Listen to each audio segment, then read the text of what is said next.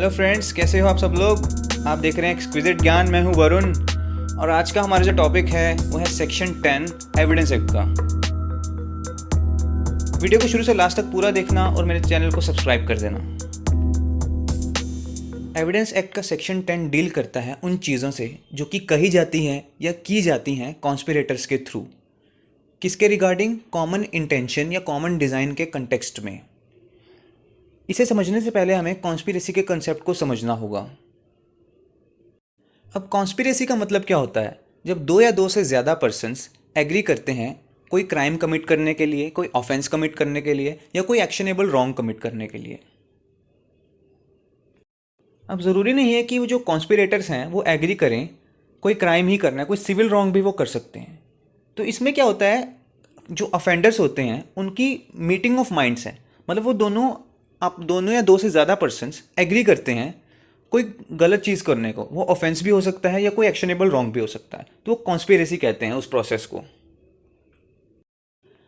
अब सेक्शन 10 की वर्डिंग क्या कहती है कि जब एक रीजनेबल ग्राउंड है। अब रीजनेबल ग्राउंड का मतलब क्या होता है? एक कंसिडरेबल रीज़न है बिलीव करने के लिए। अब वो रीज़न किसके पास है? वो कोर्ट के पास है। यानी कोर्ट के पास रीजनेबल ग्राउंड है या रीज़न है किसी चीज़ में बिलीव करने के लिए। और वो चीज़ क्या है कि दो या दो से ज़्यादा पर्सन्स कॉन्स्पिरेसी कर चुके हैं। कोर्ट के पास रीज़न है कि दो या दो से ज़्यादा पर्सन्स कॉन्स्पिरेसी की प्रोसेस कंप्लीट कर चुके हैं या उसके एक पार्ट हैं या कंस्पायर कर चुके हैं किसी चीज़ को करने के लिए। टू कमिट एन ऑफेंस या एक्शनेबल रॉन्ग। ऑफेंस यानी कोई क्रिमिनल चीज़ है, ये एक्शनेबल रॉन्ग कोई सिविल चीज़ भी हो सकती है। तो फिर क्या होता है कि एनीथिंग सेड यानी कुछ भी कहा जाए, डन कुछ भी किया जाए, और रिटन कुछ भी लिखा जाए by any one of such persons.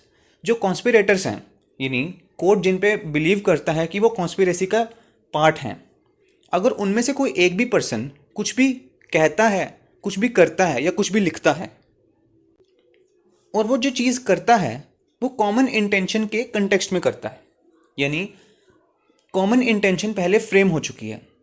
Conspirators जो हैं उन सबकी एक कॉमन इंटेंशन फ्रेम हो चुकी है। उसके कंटेक्स्ट में कोई एक कॉन्स्पिरेटर कोई भी चीज़ कहता है, लिखता है या करता है। और इसके बाद एक बात और भी है कि वो जो इंटेंशन है वो कोई भी पर्सन पहले एंटरटेन कर सकता है। अब एंटरटेन करने का मतलब यहाँ क्या है? एंटरटेन करने का मतलब है कि इंटेंशन को फॉर्म करना या इंटेंशन बनना। वो इंटेंशन किसी एक पर्सन से जनरेट हो सकती है और वो कॉमन इंटेंशन का रूप ले लेती है क्योंकि वो कॉन्स्पिरेसी के पार्ट है। कि कॉन्स्पिरेसी में एजेंसी का प्रिंसिपल होता है, यानी हर कॉन्स्पिरेटर एक दूसरे कॉन्स्पिरेटर का एजेंट होता है। तो यानी एक की इंटेंशन फ्रेम की गई है तो वो कॉमन इंटेंशन है, तो वो चीज़ रेलेवेंट फैक्ट है। यानी अगर एक कॉन्स्पिरेटर कुछ भी कहता है कॉन्स्पिरेसी के दौरान, कॉमन इंटेंशन के कंटेक्स्ट में कुछ भी लिखता है, कुछ भी करता है, तो वो रेलेवेंट फैक्ट है हर पर्सन के लिए जो कि कॉन्स्पिरेसी का मेंबर था। यानी अगर किसी एक पर्सन ने भी कुछ कहा, लिखा, वो सब का सब एप्लीकेबल होगा किसके अगेंस्ट में? जो दूसरे कॉन्स्पिरेटर्स हैं। इसमें ये कहीं वर्ड नहीं है कि प्रूव कॉन्स्पिरेसी हो चुकी है, इसमें सिर्फ बिलीव वर्ड है, रीज़न टू बिलीव है। अभी कॉन्स्पिरेसी को प्रूव नहीं किया गया। इसमें सिर्फ कोर्ट को लगता है कि रीजनेबल ग्राउंड है कि कुछ पर्सन्स कॉन्स्पिरेसी का मेंबर हैं। ठीक है, तो वो जो कॉन्स्पिरेसी के मेंबर्स हैं और जो एक पर्सन की इंटेंशन फ्रेम हुई है और किसी पर्सन ने भी कुछ कहा है कॉमन इंटेंशन के कंटेक्स्ट में, तो वो उन सब के ऊपर एडमिसिबल होगा, उन सब के अगेंस्ट एडमिसिबल होगा।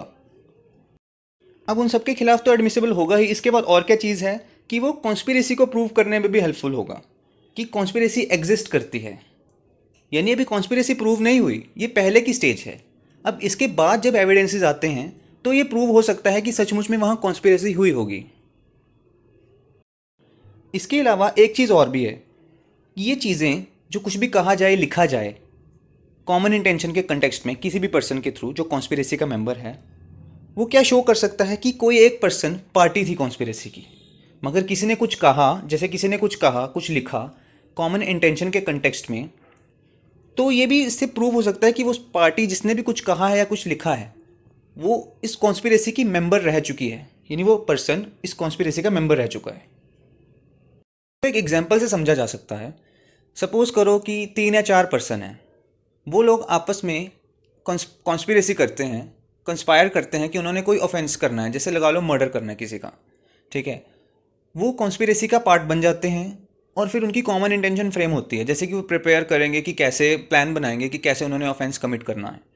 तो उस दौरान जो कॉमन इंटेंशन जब सबकी फ्रेम हो जाएगी और उनमें से अगर कोई भी पर्सन कोई एक्ट करता है, कुछ लिखता है या कुछ कहता है किसी दूसरे पर्सन को, तो वो जो कहा गया है वो लिखा गया है एक पर्सन के थ्रू, उसका भी एविडेंस दिया जा सकता है।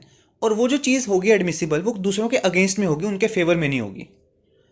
और वो चीज़ ये भी प्रूव करेगी कि वो पर्सन जो कुछ लिख रहा है वो उस कॉन्स्पिरेसी का पार्टी रह चुका है, और वो कॉन्स्पिरेसी को भी प्रूव करने में हेल्पफुल होती है ये चीज़।